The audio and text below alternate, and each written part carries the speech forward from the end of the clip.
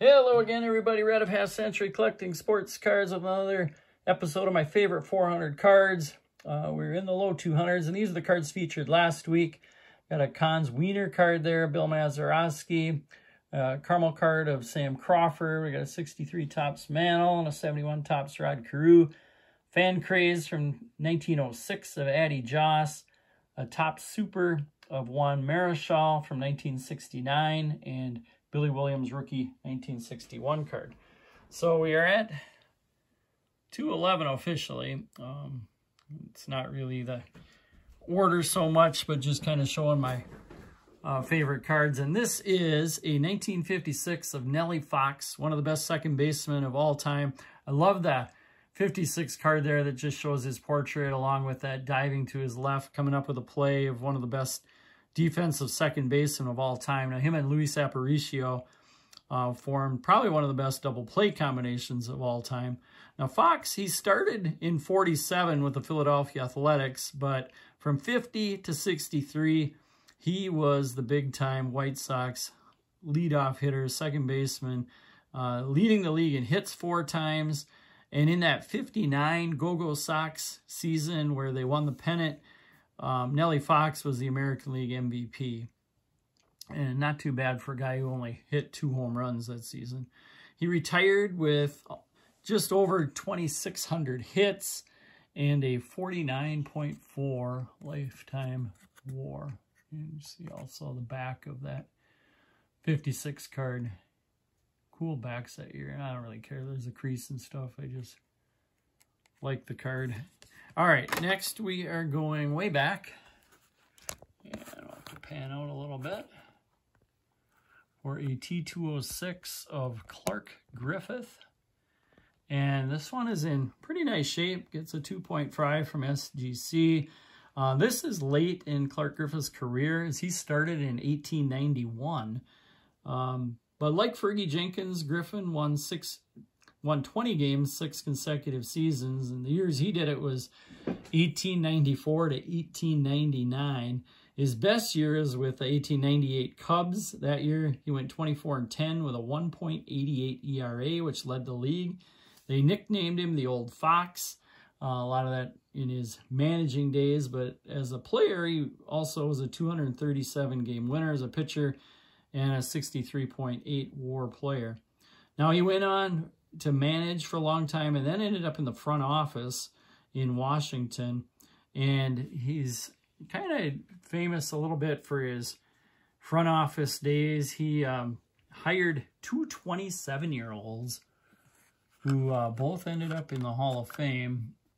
And those 27-year-olds were managers who led teams to American League pennants.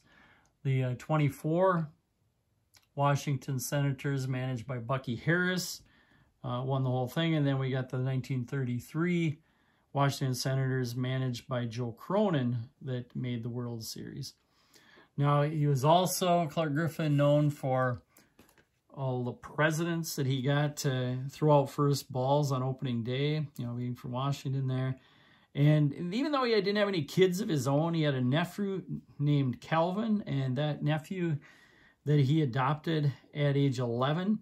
And Calvin ended up taking over ownership of the Senators and was the main cog in moving them out of Griffith Stadium in Washington to Minnesota in 1961. And I kind of knew Calvin all along as a kid as being this cheap owner who wouldn't pay players, and it kind of ended up losing some good players like Larry Heisel, Lyman Bostock, and Rod Carew because he wouldn't pony up the money. But Clark was his uncle and was quite a ball player. Next, we're going to move on to 1972 Topps. And this is a semi-high number, which makes it a little tougher. And it's the first card picturing Ryan with the California Angels. He was traded that offseason between 71 and 72. And he wasn't the feature guy. He was actually traded along with 4 guys These were three of them, Don Rose, Leroy Stanton, and Nolan Ryan, and they were traded for the headliner, Jim Fregosi, who went to the Mets. Fregosi was an all-star for quite a few years with the Angels, and then got traded to the Mets. But Nolan Ryan in 72 was pretty much the year he really took off. That season, he had 19 wins, a 2.28 ERA, and 327 strikeouts in 284 innings. So this was the first of 11 seasons that he led the league in strikeouts. Nolan Ryan. All right, next we've got an old-time manager, and I'm going to have to pan out again here. And this is from the 1944 New York Yankees stamp set, Joe McCarthy. I just think that's a really cool picture. Pretty cool color for something made during World War II, 80 years ago. He started managing the Cubs and he finished with the Red Sox, but McCarthy was mainly known for the years in between, from 1931 to 1946, managing the likes of Babe Ruth, Lou Gehrig, Joe DiMaggio, and he won 7 World Series in those seasons with the Yankees, appearing in 8 World Series. So 7 out of 8 times ended up winning the whole thing, Joe McCarthy. Okay, now we're going to go back to something a little more recent. 1975, Hall of Famer Ted Simmons. Simmons was the catcher I would like to emulate a lot as a switch hitter as a kid. I got to play this fast pitch game, and I was always the Cardinals back then, and loved Ted Simmons because I could bat either way I wanted at the time. Now, I could have gone with his 71 rookie card, but I like the hair on this colorful 1975 card a lot better. He's shown in his prime here. He was quite the durable hitting catcher, finished with almost 2,500 hits, almost 250 home runs, and a 285 lifetime batting average, over 50 career WAR, pretty high for a catcher, appeared in 8 All-Star games, and he really wasn't a bad defensive catcher either, so I'm not sure why it took so long for the Hall of Fame voters to finally recognize Ted Simmons and get him in. But a deserving Hall of Fame catcher, Ted Simmons. All right, next we're going to go back in time again. We got a Gaudy card here from 1933. Try to do it without the glare there. So, Walter Rabbit Marinville. And this card got graded as having some evidence of trimming. I got this card 20 to 25 years ago on eBay, and I still think it looks nice, and I guess somebody must have trimmed it a little bit before sending it off to me, but I guess that's all right. Rabbit was one of the top defensive shortstops of all time. He had over 30 career defensive WAR, which is pretty high. Led the league 3 times in defensive WAR. He played 15 out of his 23 seasons with the Boston Braves, including this, which was the end of his career. You can tell he looks a little older. He's in his 40s already.